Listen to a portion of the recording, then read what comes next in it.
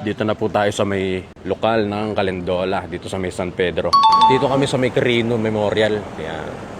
Iniisip niyo po kung saan ako nakita. Hindi ako nakilala ni Sis. Iba kasi yung itsura ko sa personal, mga kapatid. Kamukha ko si Aga Mulak. Yan, kapayapaan po mga kapatid.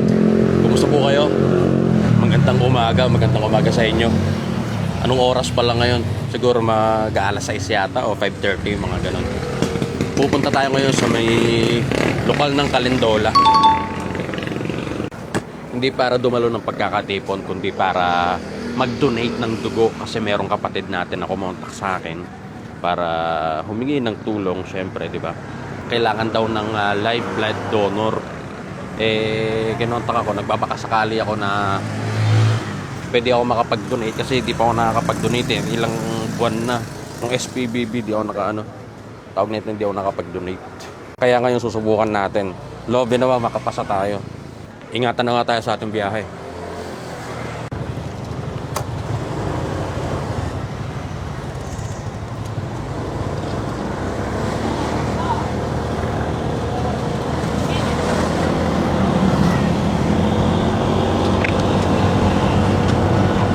Ngayon lang ako makakapunta sa mga kapatid. Ngayon lang ako makakapunta sa may lokal ng Calindola.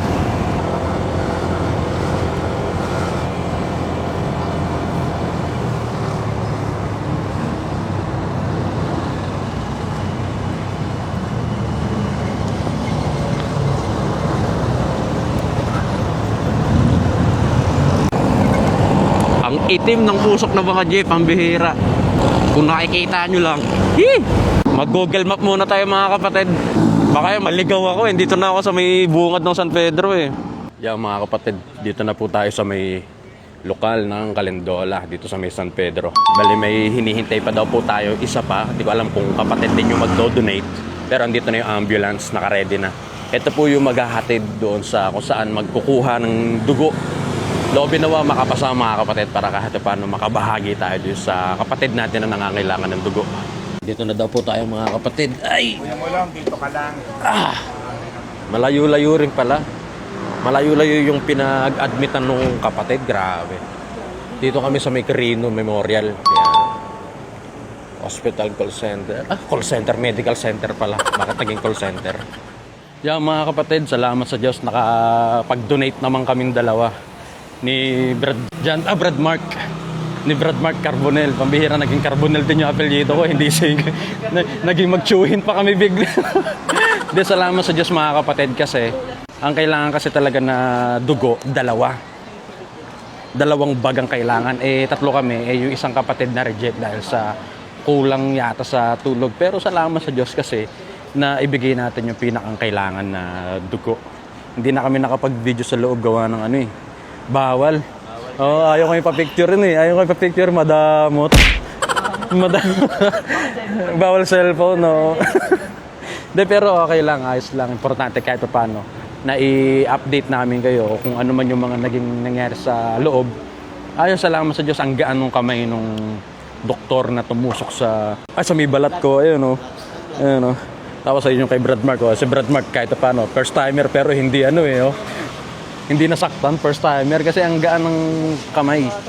Kasi nung nasa abroad ako, nasa may Jeddah ako, yung mga tumutusok sa balat namin, mga estudyante, kaya minsan pagka tinusok kami sa manginginig yung katawan mo, mamamasa, magkakaroon ng pasa yung tawag na ito, yung balat mo. Pero dito ayos, salamat sa Diyos kasi professional talaga yung tumusok, salamat sa Diyos. Before nga binigay sa inyo. Ayan na po.